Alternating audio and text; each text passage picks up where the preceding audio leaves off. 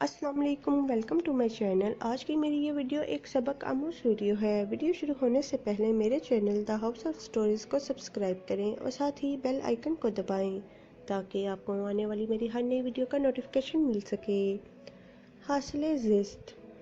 आज का दिन अपनी शुरुआत के साथ ही बहुत थका देने वाला दिन साबित हुआ। मैं अभी अभी फाखर के स्कूल से वापस आई थी। आज जिन के स्कूल में टीचर्स पेरेंट्स मीटिंग थी। आकिब तो ऑफिस की मसरूफियत की वजह से जा न पाए, सो मजबूरन मुझे ही जाना पड़ा। 1 बजने में 10 मिनट थे जब मेरी वापसी हुई। किचन का सारा काम जूं का त्यों ही पड़ा था। काउंटर पर फैले चाय के बर्तन, जगह जगह बिखरे कप और पानी की बोतलें, जो वक्तन फवक्तन बच्चे और बड़े पीकर वापस रखने की जहमत से बचने के लिए काउंटर पर ही धर के चले जाते। मैंने एक लंबा सांस लिया। जेठानी साहिबा के कमरे का दरवाज़ा खुला था। वो बड़ी फुर्सत से पलंग पर बैठी टीवी देखने में मशगूल थी। सच कहती हैं अम्मी, मेरी सास, इन्हें बस फैशन और टीवी प्रोग्राम से ही दिलचस्पी है, और मैं कहीं भी चली जाऊं मजाल है जो वो मेरे हिस्से का काम करे। चाहे जितनी भी देर हो जाए, थके हारे वापस आकर खुद ही करना होता है। आ गई तुम? बहुत देर नहीं कर दी तुमने। मुझ पर नजर पड़ी तो टीवी ऑफ करके बाहर आ गई। खैर देखो तो धूप और गर्मी में कैसे सुतला से गई हो। पहले 2 घड़ी पानी तो पी लो, फिर काम भी करती रहना। अभी मैं देर से आने का सबब बयान भी न कर पाई थी कि इन्होंने दूसरी बात भी शुरू कर दी। और फिर ये तो रेहाना भाभी की पुरानी आदत है बिना कहे मशवरा देने की। मैं किचन में खड़े काम कर रही थी और इनके चेहरे पर जरा भी शर्मसारी नहीं थी। झूठे मुंह भी नहीं कहा कि मैं 2 घड़ी दम ले लूं। किचन वो समेट लेती हैं, लेकिन वो ऐसा क्यों कहती? अगर समेटना होता तो मेरी आमद से कबल ही ना समेट लेती। पर इनके नाजुक मिजाज को कहाँ मंजूर था अपनी जान को जोखिम में डालना। जब से मेरी शादी हुई थी इन्होंने हर काम से हाथ खींच लिया था।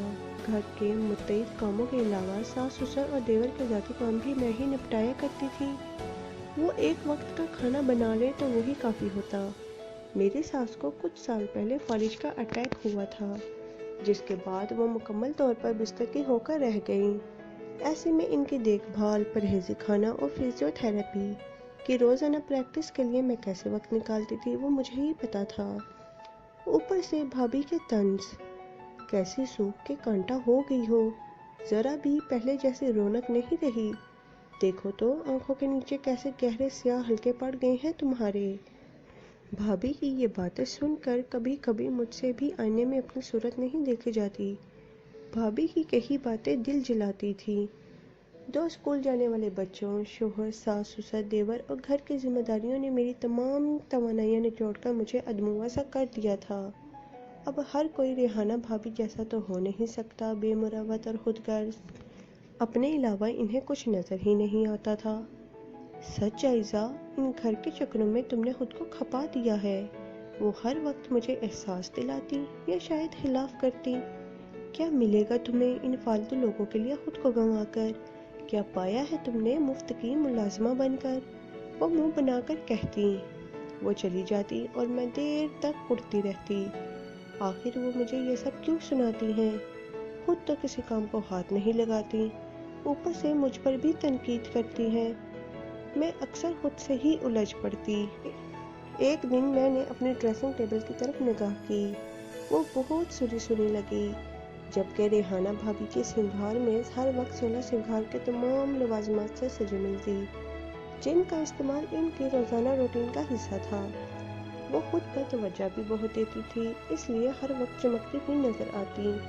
हालांकि ना तो मेरी तरह इनकी आंखें बड़ी थीं और ना ही रंगत खिलती हुई थी।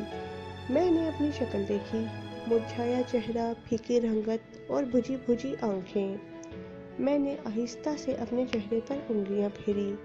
सच कहती है रेहाना भाभी, मैंने बहुत कुछ गंवा दिया है। एक अनजाना सा बोझ मेरे सीने पर आ धरा। मैं खुद से नजरें चुराकर बाहर आ गई। रेहाना भाभी किचन में ही खड़ी थी। वो जूसर में अपने लिए ताज़ा फलों का जूस बना रही थी। मैं खुद पर जब्त के बंद बांधती अम्मी के लिए परहेजी खाना तैयार करने लगी। फिर अब्बू की पसंद की खीर भी बनानी थी। मैंने एक बर्तन में चावल भिगो कर रखे। فاخر کے لیے نوڈلز بنا لیے اور ساتھ میں گھر والوں کے لیے سبزی کا سالن۔ میں نے خود کو دیکھا، میں وہاں نہیں تھی، میری جگہ تو ایک مشین کھڑی تھی جس کے 8 ہاتھ تھے اور جو ایک وقت میں 4 کام نپٹا رہی تھی۔ سالن تیار کر کے ابھی میں نے آٹا گوندنا شروع ہی کیا تھا کہ ابو نے پکار لیا، بیٹا ظہر کا وقت ہو رہا ہے، میرا سفید کرتا استری کر دو۔ ان کی بے وقت کی فرمائش سن کر میرے ضبط کی حدیں ٹوٹنے لگیں، لیکن میں خاموش ہاتھ دھو کر آئی اور ان کا کرتا استری کرنے لگی۔ کبھی کبھی یوں ہڑبڑاہٹ میں ایک کام کو بیچ میں چھوڑ کر دوسرا کرتے ہوئے کتنی چڑچڑاہٹ ہوتی ہے، ویسا ہی میں بھی محسوس کر رہی تھی۔ آخر میں ہی قربانی کا بکرا کیوں بنی ہوئی ہوں؟ ریحانہ بھابھی بھی تو ہیں، کتنے دھڑلے سے سسرال میں بیٹھی ہوئی ہیں، مجال ہے کوئی ان سے کچھ کہے بھی۔ ایک میں ہی اللہ میاں کی گائے مل گئی ہوں گھر والوں کو۔ لیکن نہیں، اس میں گھر والوں کا کیا قصور ہے؟ قصور تو میرا ہی ہے، مجھے ہی شوق چڑھ آیا تھا ضرورت سے زیادہ اچھا بننے کا، چپ چاپ ہر ذمہ داری کو اپنے سر لینے کا اور خاموشی سے سب کے کام کر دینے کا۔ سب کا درد اپنے سینے میں لیے پھرتی ہوں، سب کی ضرورتوں کا خیال رکھتی ہوں، مجھے ہی انکار کرنا نہیں آتا۔ اگر مجھے بھی تھوڑا بہت ڈھٹائی کا سبق پڑھا لیا جاتا تو آج مزے سے بیٹھی میں بھی کوئی ٹی وی پر دلچسپ فیشن شو دیکھ رہی ہوتی۔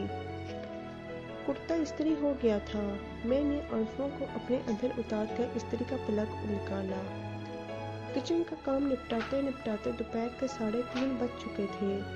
پھر فخر کو تیار کر کر ٹیوشن بھیجا اور واشنگ مشین نکال کر کپڑے دھونے کھڑی ہو گئی۔ ریحانہ بھابھی اپنے بچوں کے اور شوہر کے کپڑے الگ دھوتی تھی۔ امی کی طبیعت اچانک ہی خراب ہو گئی تھی۔ انہیں دمے کا اٹیک ہوا تھا جو ان کی پرانی بیماری تھی، مگر اس دفعہ تکلیف شدید تھی۔ میں سب کچھ بھول بھال کر ان کی تکلیف پر تڑپ اٹھی۔ ساری رات انہیں ہسپتال میں ہی رکھا گیا۔ صبح قریب 10:30 بجے عاقب و عمیر بھائی انہیں گھر لے کر آئے تھے۔ وہ پہلے سے بھی نحیف لگ رہی تھی، معمولی سی بات کرتے ہوئے بھی ان کا سانس اکھڑ رہا تھا۔ سب نے انہیں منع کیا وہ کوئی بات نہ کریں، سکون سے رہیں، آپ آرام کریں، آپ کی صحت کے لیے آرام بہت ضروری ہے۔ ریحانہ بھابھی نزاکت سے تاکید فرما کر اپنے کمرے میں چلی گئیں۔ حسب سابق سب کچھ مجھے ہی دیکھنا پڑا، گھر کی ذمہ داری، بچوں کے 100 کام اور ایک بیمار کی تیمارداری جان کو کتنی عذاب میں ڈالتی ہے وہ میں خوب محسوس کر رہی تھی، مگر میرے ماتھے پر ایک بھی بل نہیں تھا۔ ہیرا ہے ہیرا میری چھوٹی بہو۔ امی کے پیر دھلوانے کے لیے میں ٹب میں نیم گرم پانی لے کر آ رہی تھی جب ان کی آواز نے میرے قدم روک دیے۔ وہ عیادت کے لیے آئی ایک پڑوسن سے مخاطب تھی۔ خدا اسے 2 جہاں کی خوشیاں دے، نہ جانے اللہ کو میری کون سی نیکی پسند آ گئی جو اتنی اچھی بہو میرے نصیب میں لکھ دی۔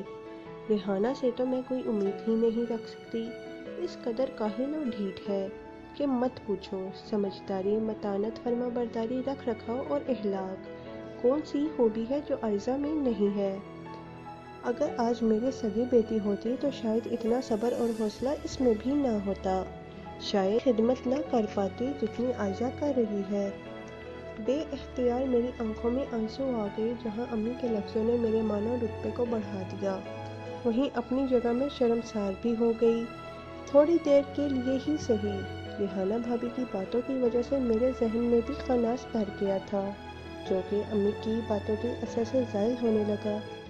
کاش میں انہیں بتا پاتی کہ بے شک میں نے خود کو گھر کے کاموں میں کھپا دیا ہے، اپنی خوبصورتی کو ضائع کیا ہے، لیکن بدلے میں بہت کچھ کمایا بھی تو ہے، کسی کا فخر، کسی کا مان اور اچھے لفظوں میں اپنا تذکرہ، یہی تو ہوتا ہے حاصل زیست۔